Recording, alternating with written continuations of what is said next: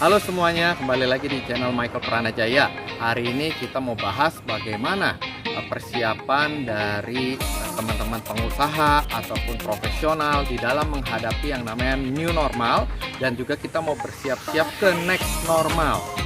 Nah, seperti apa? Bagaimana perbincangan kita di sore hari ini tentang new normal dan juga persiapan untuk next normal? Saksikan terus di Michael Pranajaya.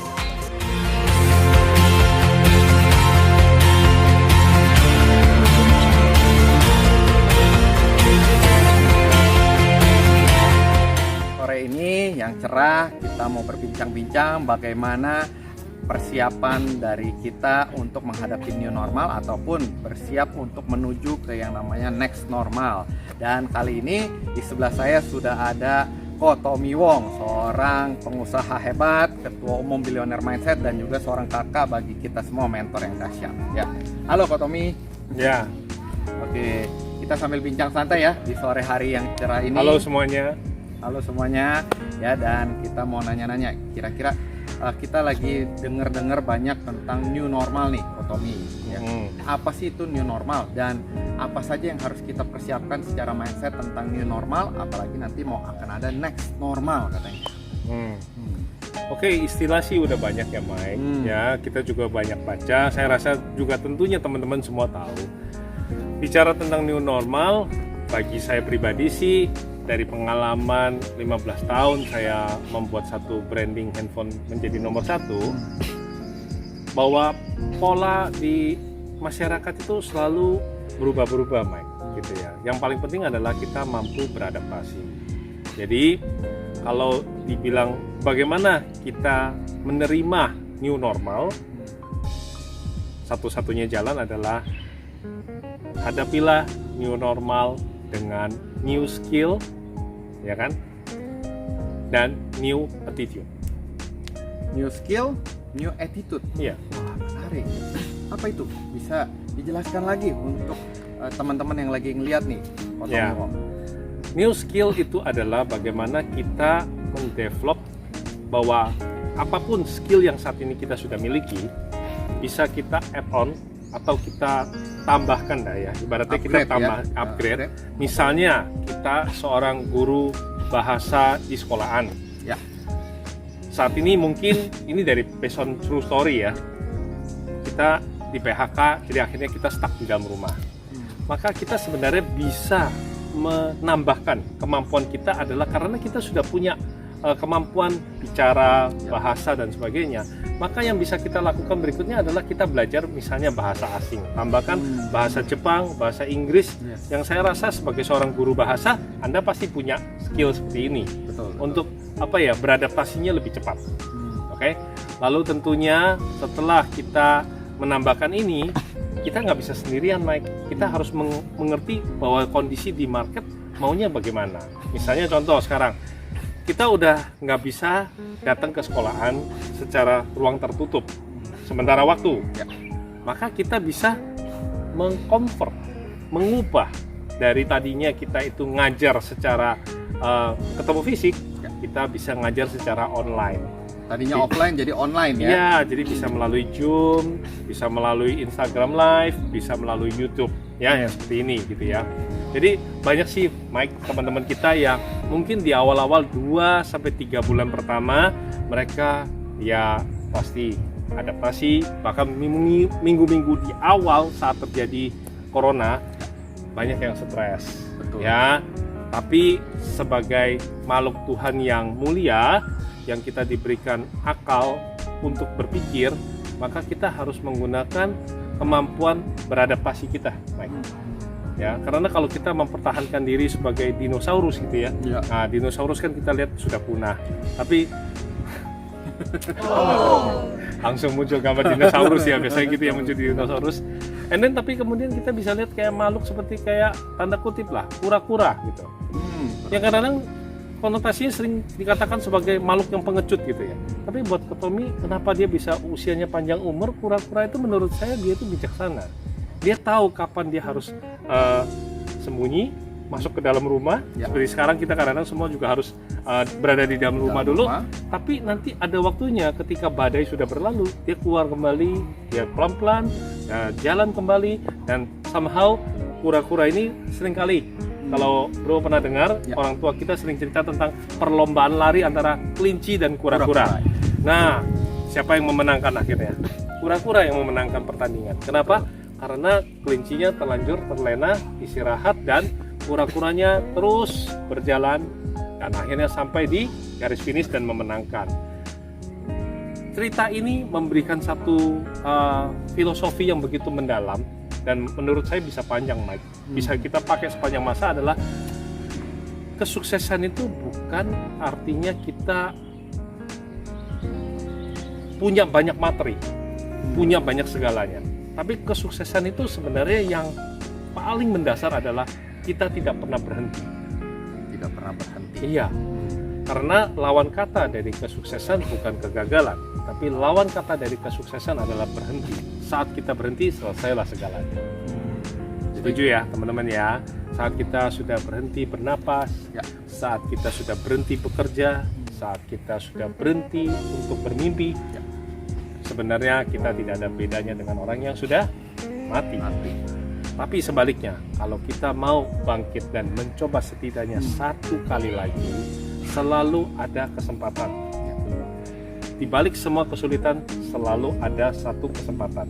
Tinggal apakah kita mau mencoba dan melangkah kembali. Nah, kalau bicara tadi guru bahasa Inggris, dia bisa upgrade skill. Sekarang kan kita tahu, tiba-tiba Instagram Live, YouTube Live, Facebook Live di mana-mana. Dulu kalau kita mau lihat satu sisi sulit, Mike, ya sulit.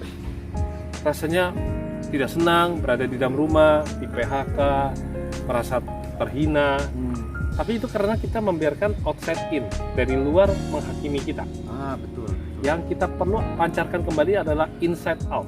Inside out ya. Ya, jadi value kita pancarkan kembali. Betul, saya sebagai guru sekolahan yang di PHK. Tapi saya bisa pancarkan kembali keluar bahwa saya seorang guru yang terpanggil peduli pada teman-teman yang punya anak-anak di rumah yang saat ini mungkin kesulitan untuk belajar. Saya mau bangkit, saya mau sharingkan pengalaman saya, ilmu saya, dan saya add on. Pagi hari saya ngajar, malam hari saya belajar. Dulu ikut seminar mungkin mahal, betul ya, mungkin bayar belasan juta. Sekarang teman-teman irit loh. Iya Kan? Harganya hemat ya sekarang salah satunya misalnya belajar public speaking bersama Michael Pranajaya, mungkin sebagian besar teman-teman sudah tahu. Nah, itu dulu mungkin bisa 5 juta ya, tapi sekarang mungkin cuma berapa ratus ribu karena ada panggilan hati untuk peduli pada kondisi teman-teman, di mana kita kalau nggak bisa punya public speaking skill yang bagus juga susah. Kita mau presentasi produk, mau cerita apapun itu sulit. Satu-satunya jalan kita beradaptasi, Mike. Dan kembali lagi, sangat simple, menghadapi new normal adalah dengan new skill ya. Dan new attitude artinya gini, mungkin selama ini ya kita mengabaikan teman-teman kita, mindset kita, attitude kita, pola kita, semuanya adalah apa yang selama ini sudah berjalan. Jadi ini segini aja nih, kita nggak pernah berkembang. Makanya ketika muncul persoalan yang besar, kita juga menghadapi dengan kepalan segini aja gitu ya, dengan kekuatan yang segini saja. Padahal di luar sana itu banyak sekali jawaban-jawaban atas persoalan kita. Nah, kitanya yang nggak mau berkembang. Yang perlu kita lakukan sekarang adalah kita reach. Kita membuka diri. Ya kan? Reach is rich. Rich itu artinya menjangkau, rich itu kekayaan. Satu-satunya kamu bisa memperkaya dirimu adalah kamu mencoba menjangkau keluar. Menjangkau keluar itu apa? Buka tanganmu, ulurkan tanganmu, tolong sesamamu. Attitude ini penting banget. Saat kondisi sulit bukan berarti kita panik, tapi inilah saatnya kita untuk berkontribusi, menolong teman-teman kita yang dalam kondisi sulit. Karena ya ini sudah kisah nyata ya. Bro Mike sendiri lihat bagaimana perjalanan hidup Kotomi yang kurang lebih 2 bulan ya teman-teman. Saya di lockdown, tapi saat saya pagi-pagi menerima itu sebagai satu kabar buruk bagi saya, maka selamanya saya akan berhenti. Tetapi karena saya memaknai sebagai, ya Tuhan, ini artinya apa gitu ya? Apa yang harus saya lakukan untuk membantu teman-teman saya? Nah, disitulah teman-teman, saya bangkit, Dan saya bisa memaknai mungkin saat ini satu pintu rezeki teman-teman sedang tertutup. Tapi bisa jadi 12 pintu rezeki teman-teman kita sedang terbuka dan mereka kesulitan membuka pintunya. Yang perlu kita lakukan adalah kita yang punya pengalaman, kita punya skill, kita punya way-nya, jalannya gitu ya. Kita bantu mereka, yuk sini. Yang jualan frozen food, saya bantu untuk promosi di Instagram saya. Jadi tadinya followersnya mungkin cuma 500, saya punya followers 1000. Sekarang produk teman saya dari tadinya 500, kepalanya dia adalah 500, sekarang menjadi 1500 yang lihat. Karena apa?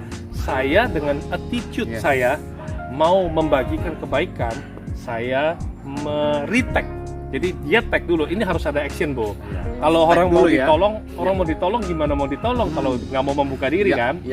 Jujur pada keadaan, sampaikan, Pak Tommy, saya dalam kondisi sulit, saya minta tolong produk-produk saya ini, saya ada frozen food, saya ada jasa, consulting dan sebagainya, saya minta tolong Pak Tommy untuk tag, retag ya, retag, supaya followers Pak Tommy bisa tahu jalannya gimana, Mike?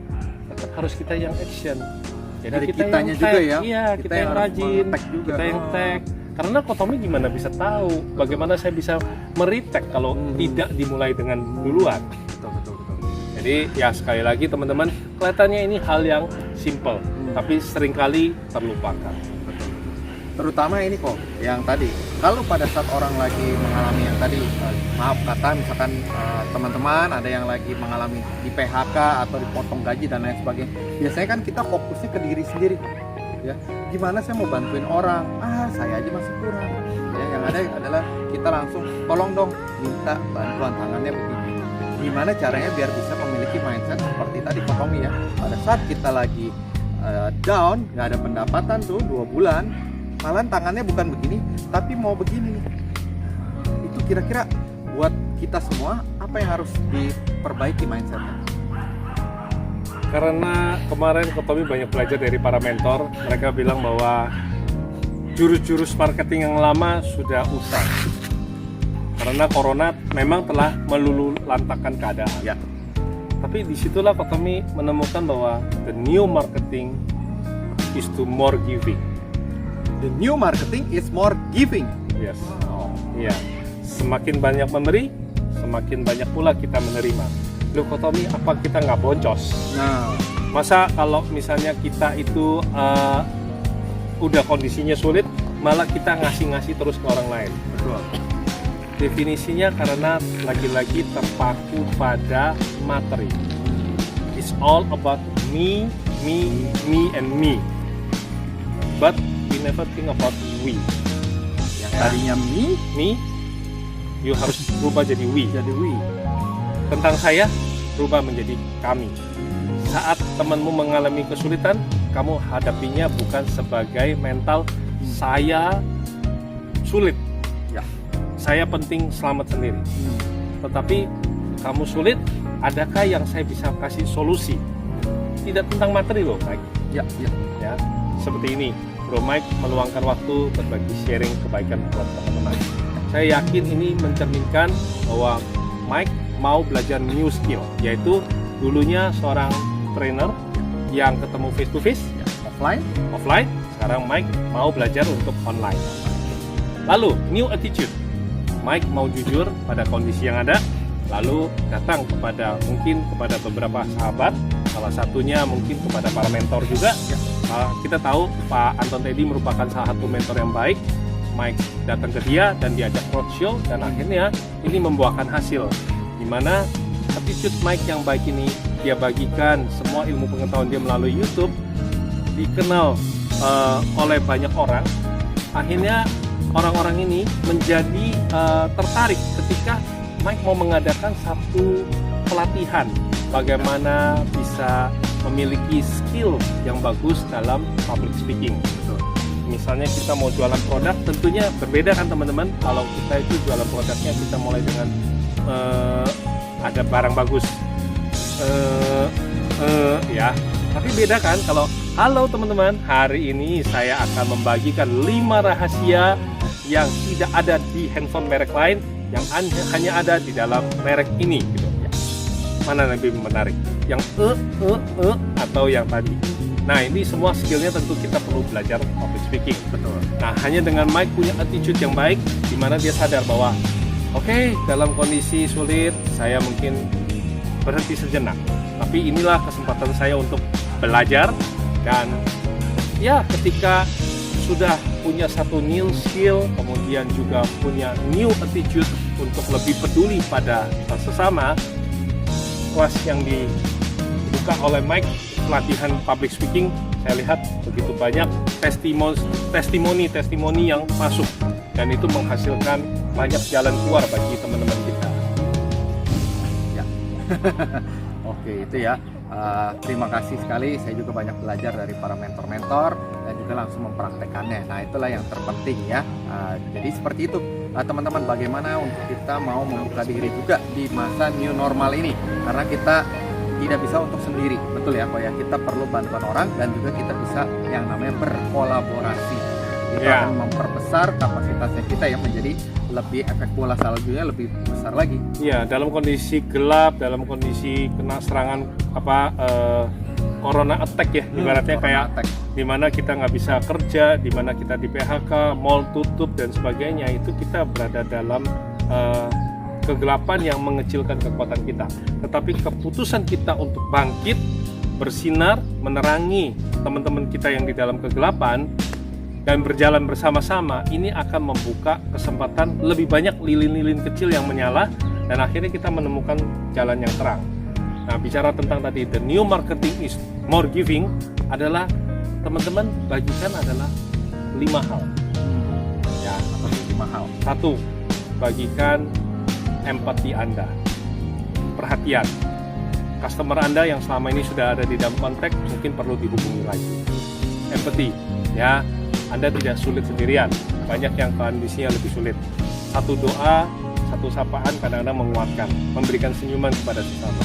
2, memberikan ilmu. Apa yang kita miliki, kita bagikan kepada orang lain melalui media sosial. Jadi bukan curhat di media sosial tentang ketakutan-ketakutan yang ada, memforward berita-berita hoax yang justru membuat teman-teman yang membaca itu tambah tertekan. Ya. Bahkan seringkali menuliskan baperan hati di dalam status sosial, yang dimana membuat teman-teman kita yang tadinya mungkin dia nggak niat bunuh diri, bro. Betul. Tapi karena membaca status kita, akhirnya tambah tertekan, ya dia melakukan eksekusi. Anda bukannya menolong, tapi sebaliknya ketika kita bilang bahwa oke, saya menerima kegagalan ini sebagai satu proses yang harus saya jalani. Kalau kata seorang pemuka agama, saya belajar 1,6 juta jiwa orang di Indonesia terkena PHK. Tapi kalau cara menuliskan kita benar, kita akan menyemangati teman-teman kita. Kita tuliskan sebagai berikut: selamat datang 1,6 juta entrepreneur Indonesia. Bayangkan, beda banget kan? 1,6 juta jiwa kena PHK. 1,6 juta jiwa selamat datang sebagai entrepreneur Indonesia. Ini betul, tadi betul. Ya, jadi ini bukan tentang kalau udah kondisi sulit, memang bukan bagi-bagi duit, bro. Bukan bagi-bagi kita ngeluarin duit, kita beli nasi, bagi-bagi gitu ya. Malah nanti kita kena corona, keluarga kena. Nggak ada yang salah sih kita berdonasi, itu penting. Tapi masuk Otomi, kan teman-teman tentu bertanya, apa sih yang bisa kita berikan? Namanya juga kita lagi sulit. Sulit itu adalah angkanya, tentang keuangan kita aja. Tapi sebenarnya masih banyak hal yang kita bisa bagi kan. Bagi empati, bagi ilmu. Kemudian doa juga bisa ya, Ko ya. Bagikan doa. Ini jari yang paling tinggi nih.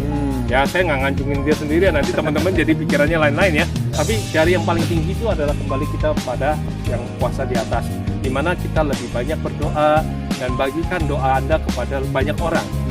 Mengajak orang-orang untuk supaya bersama-sama kita berdoa, memohon belas kasihan yang kuasa agar corona ini bisa kita berdampingan dengan damai ataupun kita bisa mengatasi.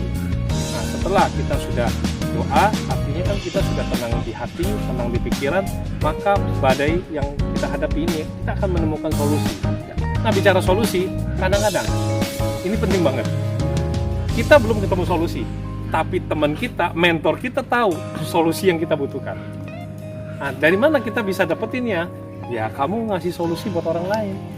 Belajar menjadi apa? Pendengar. Bagikan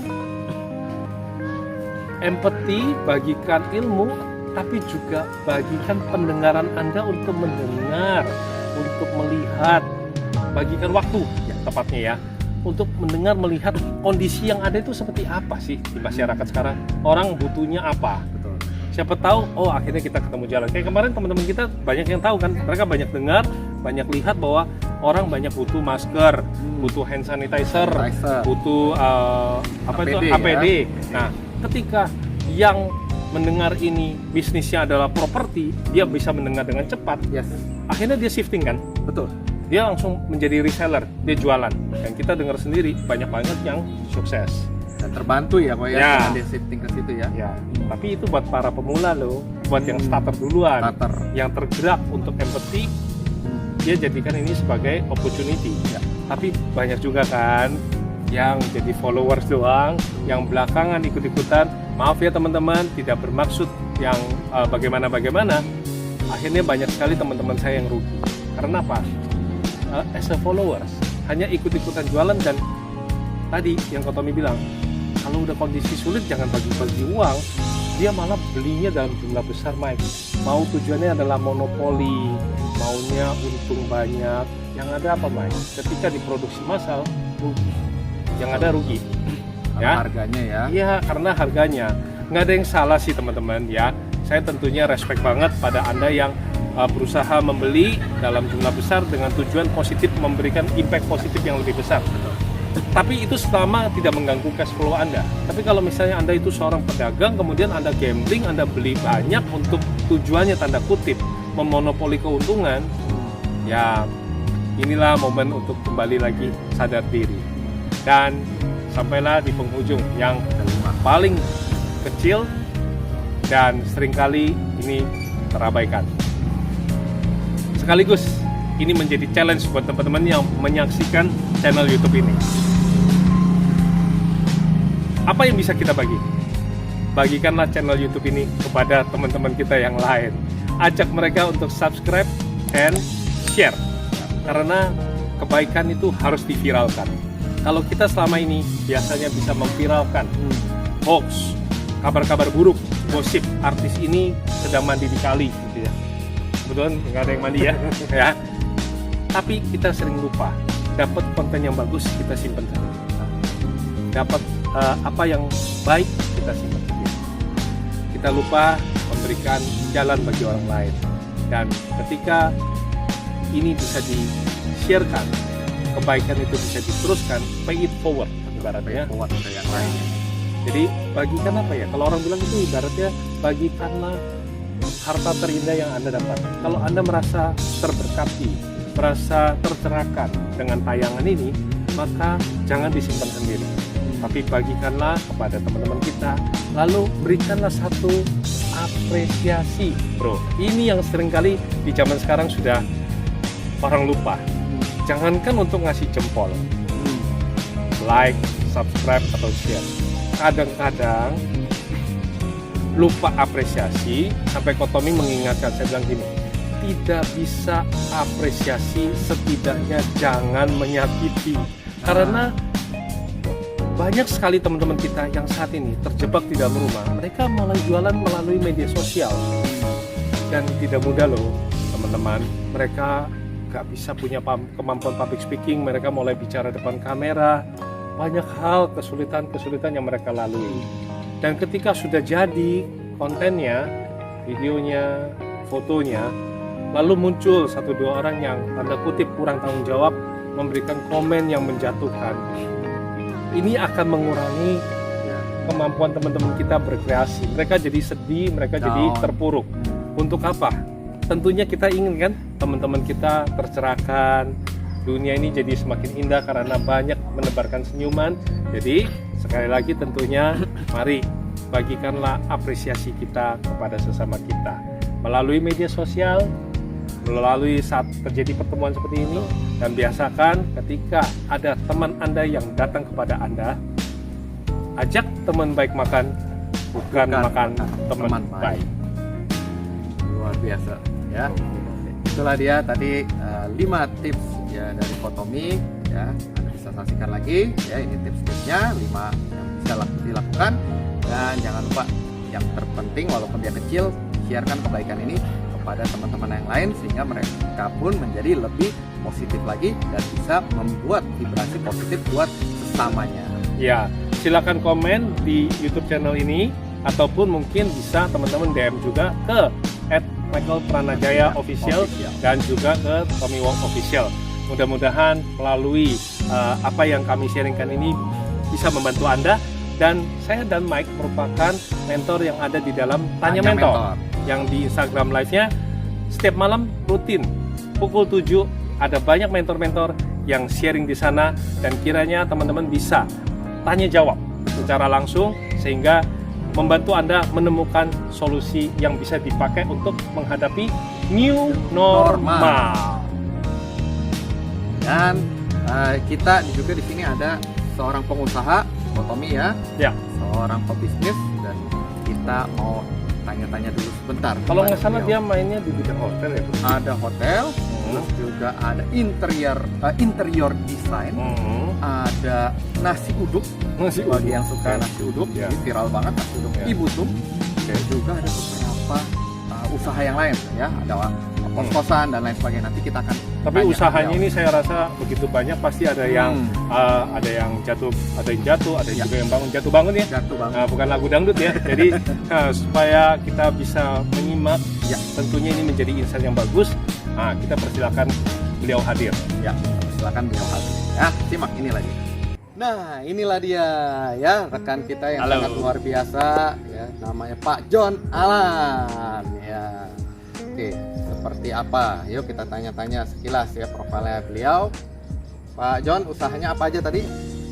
Saya bergerak di bidang interior desain konsultan dan kontraktor, kemudian nasi uduk, kemudian perhotelan, kemudian kos-kosan. Ada kos-kosan juga. Ya. Apakah semua itu bisnisnya berjalan dengan baik, Pak? Ada yang saya mencoba membagi menjadi 4 kategori situasi pandemi COVID ini, yaitu yang pertama yang situasi sama sekali tidak beroperasi, dalam artian situasi terpuruk. Yang kedua beroperasi namun terkena dampak, dalam artian mungkin omsetnya berkurang sekitar 50%, namun masih ada nutup untuk operasional. Dan yang ketiga stabil. Nah, dan yang keempat bertumbuh. Nah, ya masing-masing saya ada usaha saya yang mewakili. Untuk yang terpuruk itu nasi uduk saya karena tutup. Nah, terus terang kita karena berada di zona nyaman. Dulu nih, Bro. Kenapa nih terpuruknya dan bagaimana dia bisa rebound dalam bisnisnya? Saksikan di episode berikutnya. Pastikan Anda sudah subscribe dan juga share channelnya Michael Pranajaya. Sampai ketemu teman-teman. Sampai ketemu.